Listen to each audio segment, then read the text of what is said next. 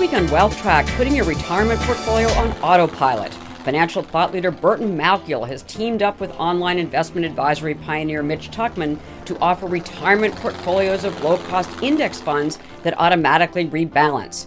Why they believe the combination will lead to smooth retirement landings is next on Consuelo Mack Wealthtrack.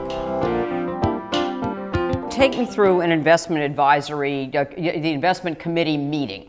So for instance, I'm looking at some of the things and what Mitch just mentioned. So, you're dealing with a portfolio of high-yield corporate bonds, U.S. dollar emerging market bonds, intermediate corporate small cap, as you said, an all-world X small cap, developed market stocks, emerging market stocks, high dividend yield stocks, REITs.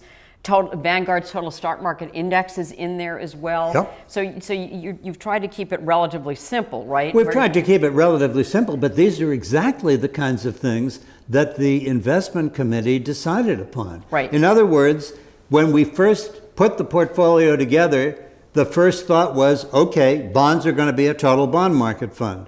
And for the reasons we've just discussed, we're uncomfortable as an investment committee with that. Right. And so what the investment committee then talked about was, okay, what can we do? And how far should we deviate from what's a total bond market fund? So that would be one of them. The other would be, how much should we have in emerging markets? Are emerging markets really very much more risky than developed markets? Are emerging markets really very much more risky than Europe?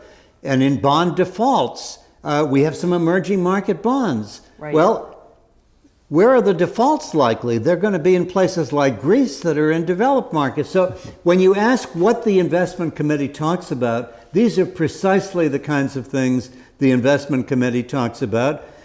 You can call it active if you want, but all of the individual instruments are passive, are index, right, and are low cost, because let me tell you, all of us need to be very modest about what we know and don't know about financial markets.